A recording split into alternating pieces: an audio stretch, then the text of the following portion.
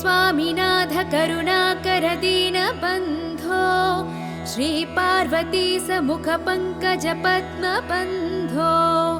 श्री सादिदेव गणपूजित पाद पद्मा वल्ली सनाद मम देहि करावलम्बम् देवादिदेवनुत देवगणादिनाथा देवेन्द्र वन्द्य मृदु पंकज मंजुपादा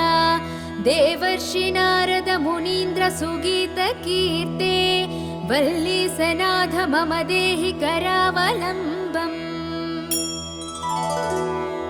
नित्यान्नदान निरताखिल रोगहारिन् तस्मात् प्रदान परिपूरित भक्त कामा श्रुत्यागम प्रणव वाच्य निज स्वरूपा वल्ली सनाद मम देहि करावलम्बम् क्रौञ्चासुरेन्द्र परिखण्डन शक्ति शूला पाशादिशस्त्र परिमण्डित दिव्यपाने श्रीकुण्डली सधर तुण्ड सिखीन्द्र वाहा वल्ली सनाद मम देहि करावलम्बम् देवादिदेव रथमण्डल मध्य वेद्या देवेन्द्र पीठ नगरं दृढचापहस्तम् शूरं निहत्य सुरकोटिभिरीड्यमाना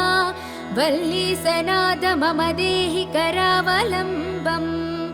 हारादिरत्नमणियुक्त किरीटहारा केयूरकुण्डल लसत्कवचाभिरामम् हे वीरतारक जयामर बृन्दवन्द्या वल्ली सनाद मम देहि करावलम्बम् पञ्चाक्षरादि मनुमन्त्रित गाङ्गतोयैः पञ्चामृतैः प्रमुतेन्द्र मुखैर्मुनीन्द्रैः पट्टाभिषिक्त हरियुक्त परासनाथा वल्ली सनाथ मम देहि करावलम्बम् श्रीकार्तिकेय करुणामृत पूर्ण दृष्ट्या कामादिरोग कलुषीकृत दुष्ट चित्तम् सिक्त्वा तु मामव कलाधर कान्ति कान्त्या वल्ली सनाथ मम देहि करावलम्बम् सुब्रह्मण्याष्टकं पुण्यं ये पठन्ति द्विजोत्तमाः ते सर्वे मुक्तिमायन्ति सुब्रह्मण्य प्रसादतः सुब्रह्मण्यष्टकमिदं प्रातरुद्धाय यः पठेत् कोटिजन्म कृतं पापं तत्क्षणादेव नश्यति इति श्री सुब्रह्मण्याष्टकम्।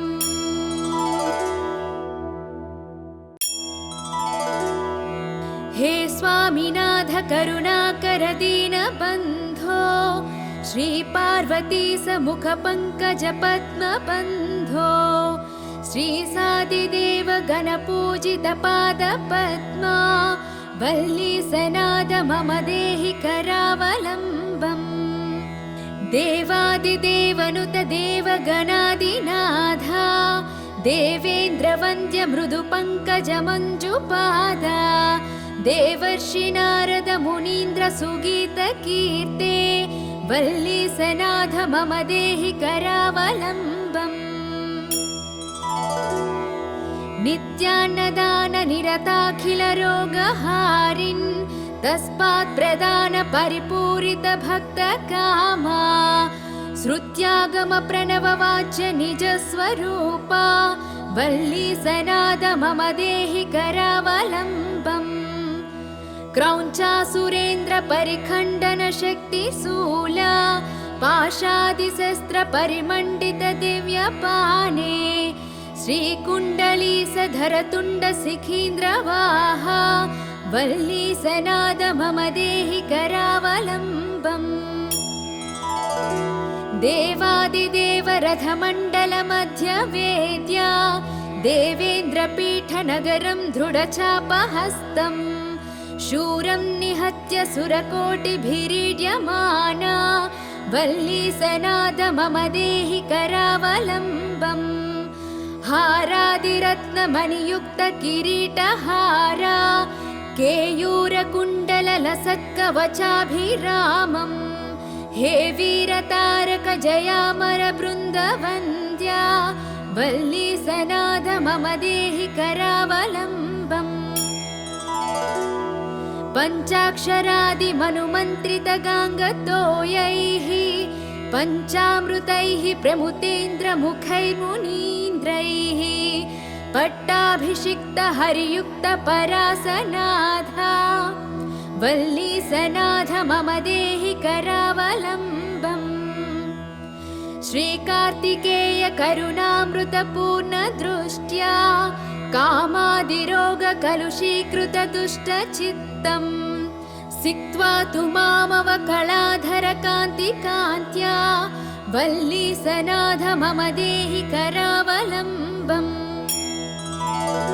सुब्रह्मण्याष्टकं पुण्यं ये पठन्ति द्विजोत्तमाः ते सर्वे मुक्तिमायन्ति सुब्रह्मण्य प्रसादतः सुब्रह्मण्यष्टकमिदं प्रातरुद्धाय यः पठेत् कोटिजन्मकृतं पापं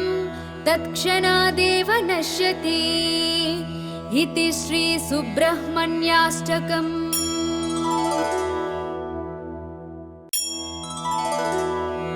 हे स्वामिनाथ करुणाकर दीनबन्धो श्री पार्वती समुख पंकज पद्मबन्धो श्री सादिदेव गणपूजित पाद पद्मा वल्ली सनाथ मम देहि करावलम्बम् देवादिदेवनुत देवगणादिनाथा देवेन्द्र वन्द्य मृदु पंकज मंजुपादा देवर्षि नारद मुनीन्द्र सुगीत कीर्ते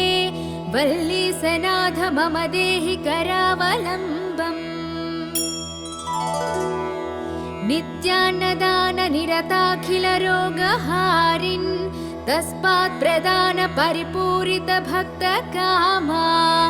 श्रुत्यागम प्रणव वाच्य निज स्वरूपा वल्ली सनाथ मम देहि करावलम्बम् क्रौञ्चासुरेन्द्र परिखण्डन शक्ति शूला पाशादिशस्त्र परिमण्डित दिव्यपाने श्रीकुण्डलीसधर तुण्ड शिखीन्द्रवाहा वल्ली सनाथ मम देहि करावलम्बम् देवादिदेव रथमण्डल मध्य वेद्या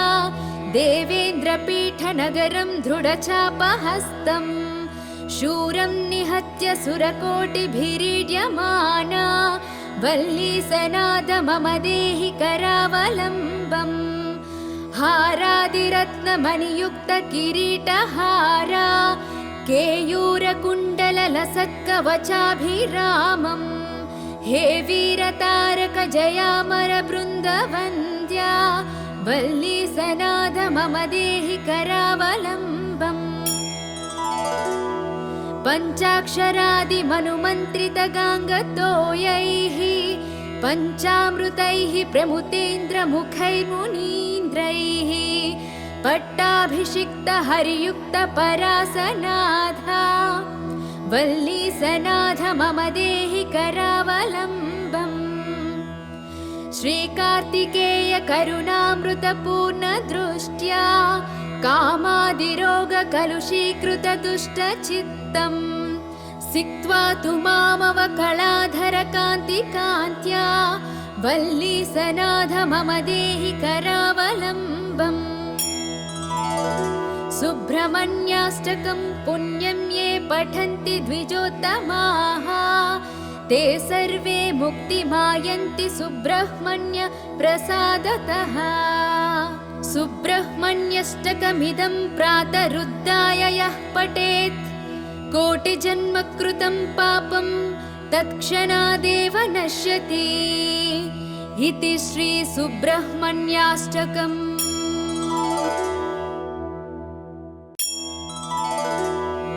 हे स्वामिनाथ करुणाकर दीनबन्धो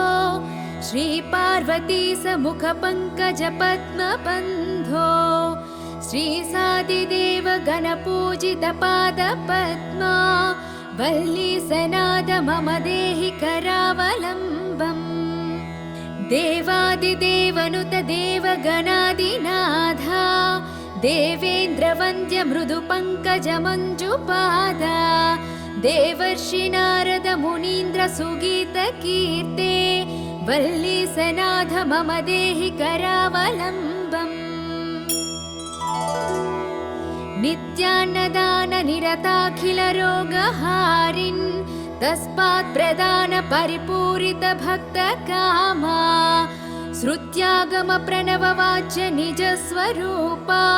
वल्ली सनाद मम देहि करावलम्बम् क्रौञ्चासुरेन्द्र परिखण्डन शक्ति शूला पाशादिशस्त्र परिमण्डित दिव्यपाने श्रीकुण्डली सधरतुण्ड सिखीन्द्रवाहा वल्ली सनाद मम देहि करावलम्बम्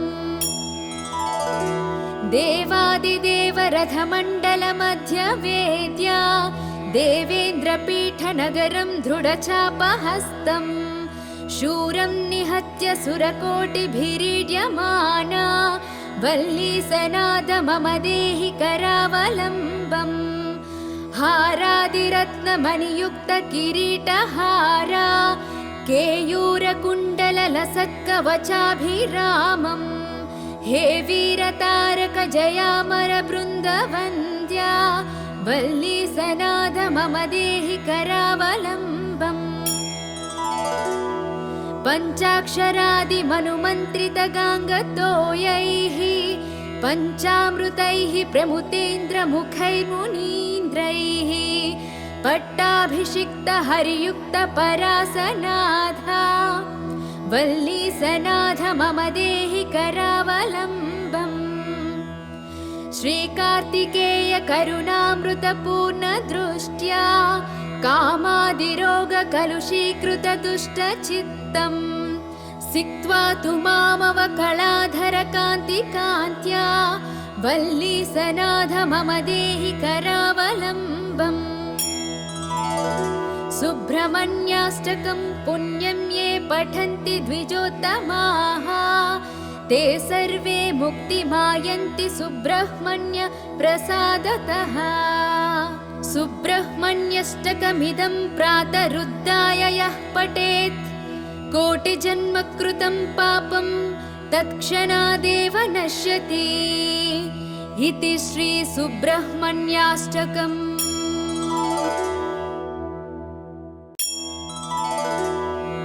हे स्वामिनाथ करुणाकर दीनबन्धो श्री पार्वती समुख पंकज पद्म बन्धो श्री सादिदेव गणपूजित पाद पद्मा वल्ली सनाद मम देहि करावलम्बम् देवादिदेवनुत देवगणादिनाथा देवेन्द्रवन्द्य मृदुपङ्कज मञ्जुपादा देवर्षि नारद मुनीन्द्र सुगीतकीर्ते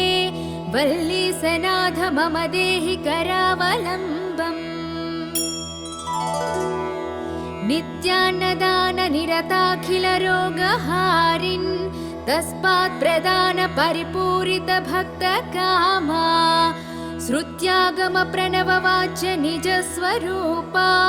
वल्ली सनाद मम देहि करावलम्बम् क्रौञ्चासुरेन्द्र परिखण्डन शक्ति शूला पाशादिशस्त्र परिमण्डित दिव्यपाने श्रीकुण्डली सधरतुण्ड सिखीन्द्रवाहा वल्ली सनाद मम देहि करावलम्बम् देवादिदेव रथमण्डल मध्य वेद्या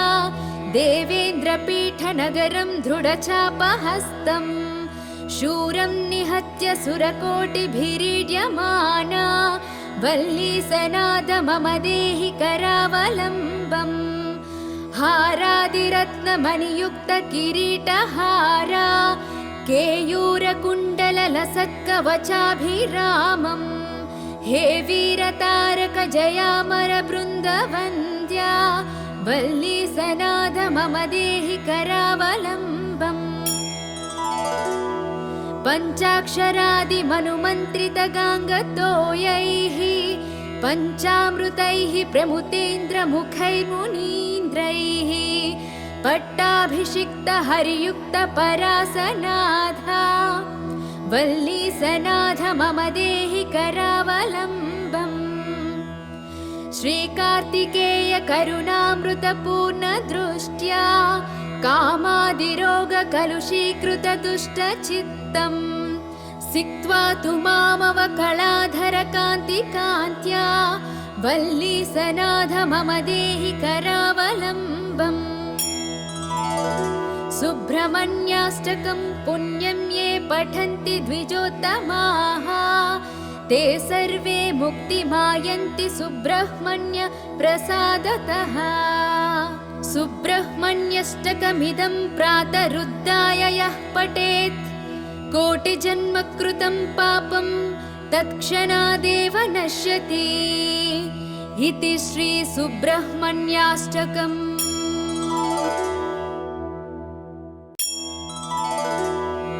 हे स्वामिनाथ करुणाकर दीनबन्धो श्री पार्वती समुख पंकज पद्मबन्धो श्री सादिदेव गणपूजित पाद पद्मा वल्लीसनाथ मम देहि करावलम्बम् देवादिदेवनुत देवगणादिनाथा देवेन्द्रवन्द्य मृदु पंकज मंजुपादा देवर्षि नारद मुनीन्द्र सुगीत कीर्ते वल्लीसनाथ मम देहि करावलम्बम् नित्यान्नदान निरताखिल रोगहारिन् तस्मात् प्रदान परिपूरित भक्त कामा श्रुत्यागम प्रणव वाच्य निज स्वरूपा वल्लीसनाथ मम देहि करावलम्बम् क्रौञ्चासुरेन्द्र परिखण्डन शक्ति शूला पाशादिशस्त्र परिमण्डित दिव्यपाने श्रीकुण्डलीसधर तुण्ड शिखीन्द्रवाहा वल्लीसनाथ मम देहि करावलम्बम् देवादिदेव रथमण्डल मध्य वेद्या देवेन्द्रपीठ नगरं दृढचापहस्तम् शूरं निहत्य सुरकोटिभिरीड्यमाना वल्लीसनाथ मम देहि करावलम्बम् हारादिरत्नमणियुक्त किरीटहारा केयूरकुण्डललसत्कवचाभिरामम् हे वीरतारक जयामर बृन्दवन्द्या वल्लीसनाथ मम देहि करावलम्बम् पञ्चाक्षरादिमनुमन्त्रितगाङ्गतोयैः पञ्चामृतैः प्रमुतेन्द्रमुखैर्मुनीन्द्रैः पट्टाभिषिक्त हरियुक्त परासनाथा वल्लीसनाथ मम देहि करावलम्बम् श्रीकार्तिकेय करुणामृतपूर्ण दृष्ट्या कामादिरोगकलुषीकृतदुष्टचित्तम् सिक्त्वा तु मामवकलाधरकान्तिकान्त्या वल्लीसनाथ मम देहि करावलम्बम् सुब्रह्मण्याष्टकं पुण्यं ये पठन्ति द्विजोत्तमाः ते सर्वे मुक्तिमायन्ति सुब्रह्मण्य प्रसादतः सुब्रह्मण्यष्टकमिदं प्रातरुद्धाय यः पठेत् कोटिजन्मकृतं पापं तत्क्षणादेव नश्यति इति श्री सुब्रह्मण्याष्टकम्।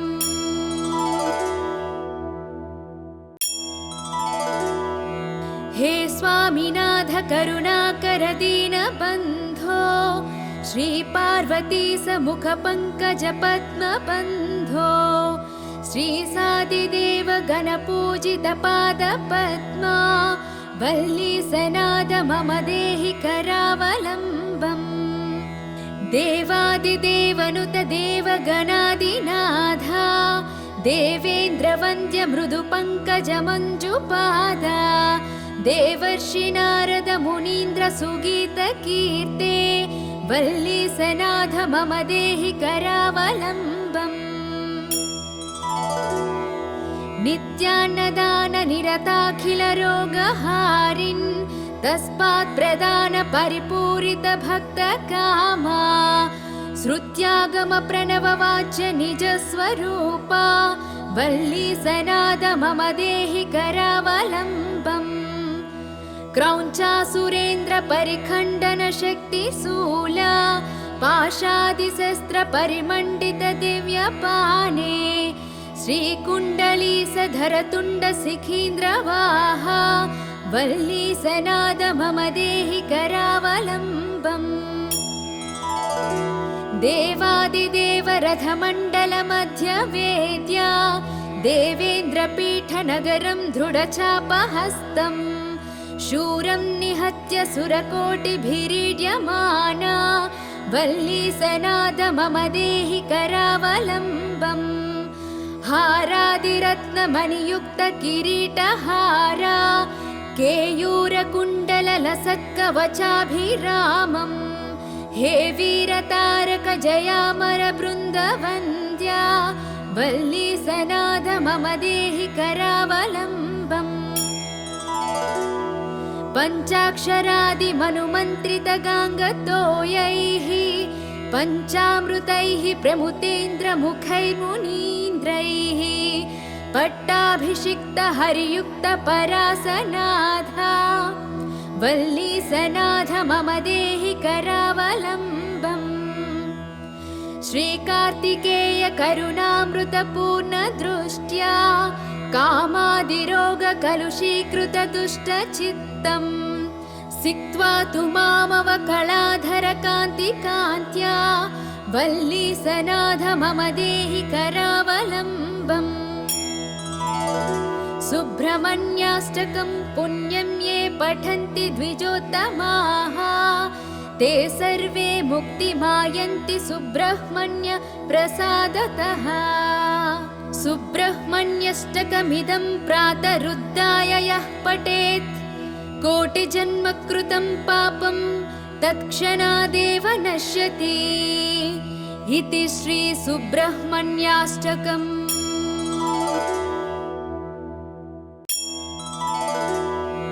हे स्वामिनाथ करुणाकर दीनबन्धो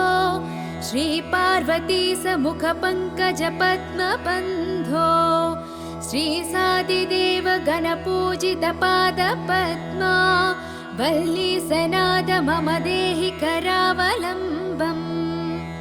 देवादिदेवनुत देवगणादिनाथा देवेन्द्रवन्द्य मृदुपङ्कजमञ्जुपादा देवर्षि नारद मुनीन्द्र सुगीतकीर्ते वल्लीसनाथ मम देहि करावलम्बम् नित्यान्नदान निरताखिल रोगहारिन् तस्मात् प्रदान परिपूरित भक्त कामा श्रुत्यागम प्रणववाच्य निज स्वरूपा वल्लीसनाद मम देहि करावलम्बम् क्रौञ्चासुरेन्द्र परिखण्डन शक्तिशूला पाशादिशस्त्र परिमण्डित दिव्यपाने श्रीकुण्डलीसधर तुण्ड शिखीन्द्रवाहा वल्लीसनाद मम देहि करावलम्बम् देवादिदेव रथमण्डल मध्य वेद्या देवेन्द्रपीठनगरं दृढचापहस्तम् शूरं निहत्य सुरकोटिभिरीड्यमाना वल्लीसनाद मम देहि करावलम्बम् हारादिरत्नमणियुक्त किरीटहारा केयूरकुण्डललसत्कवचाभिरामम् हे वीरतारक जयामर बृन्दवन्द्या वल्लीसनाद मम देहि करावलम्बम् पञ्चाक्षरादिमनुमन्त्रितगाङ्गतोयैः पञ्चामृतैः प्रमुतेन्द्रमुखैर्मुनीन्द्रैः पट्टाभिषिक्तहरियुक्तपरासनाथा वल्लीसनाथ मम देहि करावलम्बम्। श्रीकार्तिकेय करुणामृतपूर्णदृष्ट्या कामादिरोगकलुषीकृतदुष्टचित्तम् सिक्त्वा तु मामवकलाधरकान्तिकान्त्या वल्लीसनाथ मम देहि करावलम्बम्। सुब्रह्मण्याष्टकं पुण्यं ये पठन्ति द्विजोत्तमाः ते सर्वे मुक्तिमायन्ति सुब्रह्मण्य प्रसादतः। सुब्रह्मण्यष्टकमिदं प्रातरुद्धाय यः पठेत् कोटिजन्मकृतं पापं तत्क्षणादेव नश्यति इति श्री सुब्रह्मण्याष्टकम्।